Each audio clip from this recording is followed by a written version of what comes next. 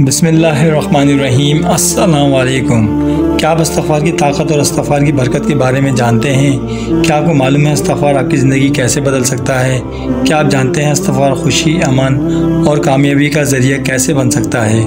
आज की मेरी वीडियो पूरी इसी के बारे में है। इस वीडियो में आपके साथ इस्तिग़फ़ार के चंद हैरत अंगेज़ फ़वाइद शेयर करेंगे जिनका कुरान और सुन्नत में ज़िक्र है। मैं आपको ये भी बताऊंगा कि इस्तिग़फ़ार कसरत से और सही तरीके से कैसे किया जाए, इससे अपनी आदत और रोज़मर्रा की ज़िंदगी का तरीका कैसे बनाया जाए। मैं आपको इस्तिग़फ़ार के चंद सच्चे वाक़यात भी बताऊंगा जिन्होंने इस्तिग़फ़ार किया और उसके अजाइब और मौज़ात देखे। आज की वीडियो बहुत ही अहम और बड़ी कीमती वीडियो है, लिहाजा इसे बगैर स्किप किए पूरी ज़रूर देखिएगा ताकि वीडियो का कोई भी पार्ट आपसे मिस ना हो जाए। और इस तरह की वीडियो देखने के लिए मेरे इस चैनल को सब्सक्राइब कर दीजिएगा। तो चलिए टाइम को ज़ाया किए बगैर इस इंटरेस्टिंग वीडियो को शुरू करते हैं और जानते हैं इन सभी बातों के बारे में पूरी डिटेल से।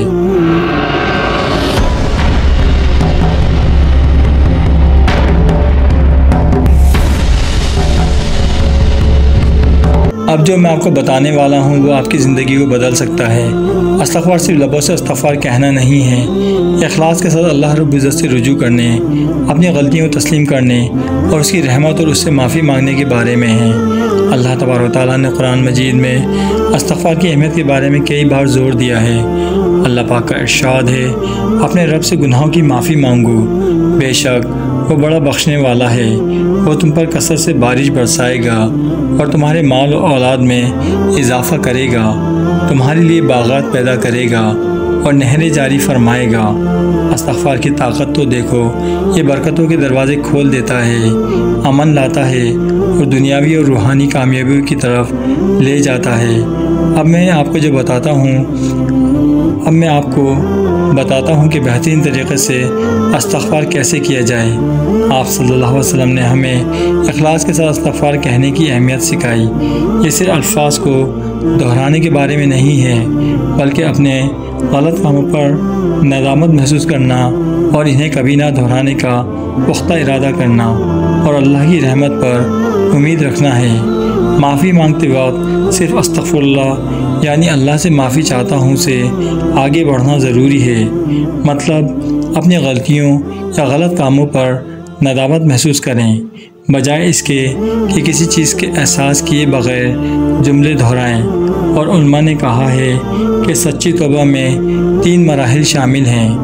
नंबर 1, नदामत महसूस करना।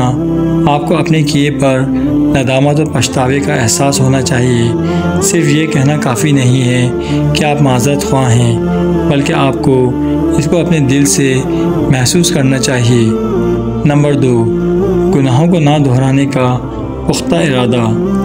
अपनी गलतियों पर नदामत महसूस करें और अल्लाह से अहद करना चाहिए, और ये ज़ाहिर करता है कि आप अपने रवैये को बेहतर बनाने और तब्दील करने में शर्मिंदा हैं। नंबर 3, अल्लाह की रहमत की उम्मीद। नदामत और पुख्ता इरादे के साथ अल्लाह पाक की बेपनाह रहमत की उम्मीद भी रखना चाहिए।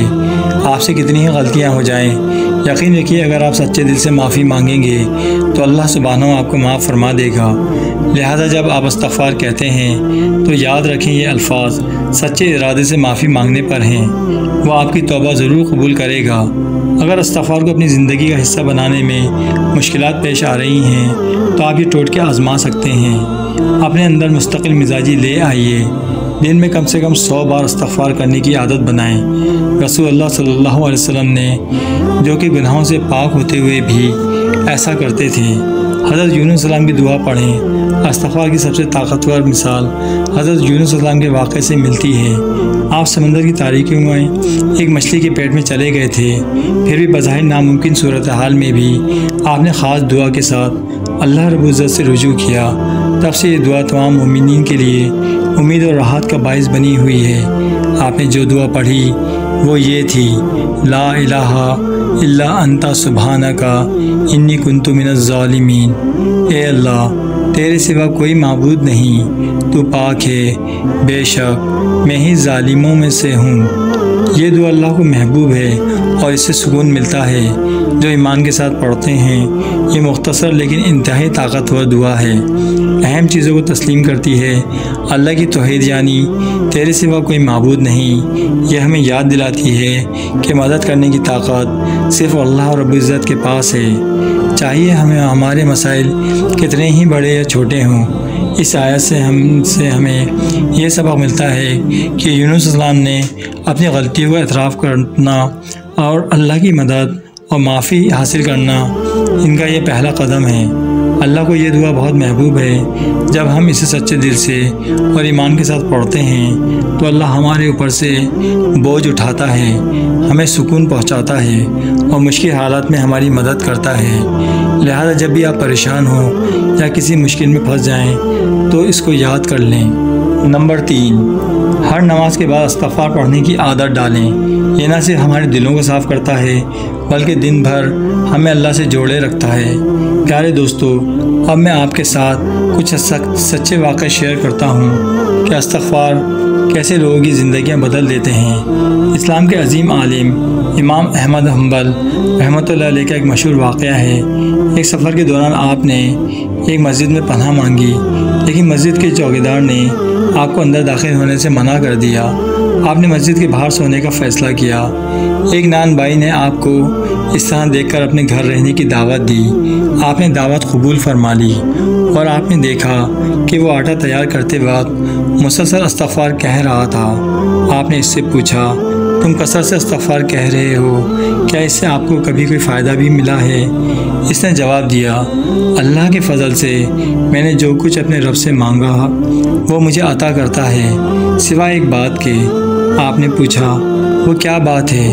नान भाई ने जवाब दिया, मेरी ख्वाहिश है कि मैं इमाम अहमद हम्बल को देखना चाहता हूँ। आप मुस्कुराए और कहा, खुदा की कसम मैं इमाम अहमद हम्बल हूँ। आपका इस्तिग़फ़ार करना मुझे आपके पास ले आया। सुभान अल्लाह। इस्तिग़फ़ार के मौज़े को देखिए कि वो नामुमकिन को मुमकिन बना सकता है। इसी तरह एक और मिसाल इस्तिग़फ़ार की पढ़ने की है कि एक आदमी इंतहाई गरीब था।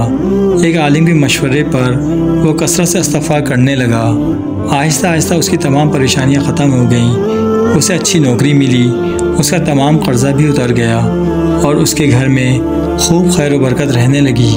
मेरे प्यारे दोस्तों, इस्तिग़फ़ार सिर्फ उन लम्हात के लिए नहीं है जब हम कोई गलती या कोई गुनाह करते हैं, बल्कि इस्तिग़फ़ार अपने ऊपर लाजिम कर लें और अब इसे रोज़ाना पढ़ने की आदत डालें।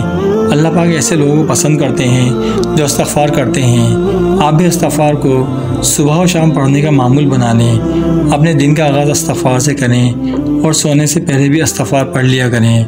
इसके अलावा जब भी आप परेशान हों, तनाव महसूस करें, इस्तिग़फ़ार कर लिया करें। आप देखेंगे कि ये आपके दिल और दिमाग दोनों को कैसे पुरसुकून रखता है। इसके अलावा अपने घर वालों को, बीवी बच्चों को भी इस्तिग़फ़ार की तरग़ीब दें। इससे घर में खैर व बरकत होगी। आइए हम सब मिलकर अहद करें कि इस्तिग़फ़ार को हर वक्त चलते फिरते पढ़ने की आदत डालेंगे और अपने दूसरे लोगों को भी पढ़ने का कहेंगे। अल्लाह पाक मुझे भी और आपको भी इन सारी बातों पर अमल करने वाला बनाए। आमीन सुम्मा आमीन।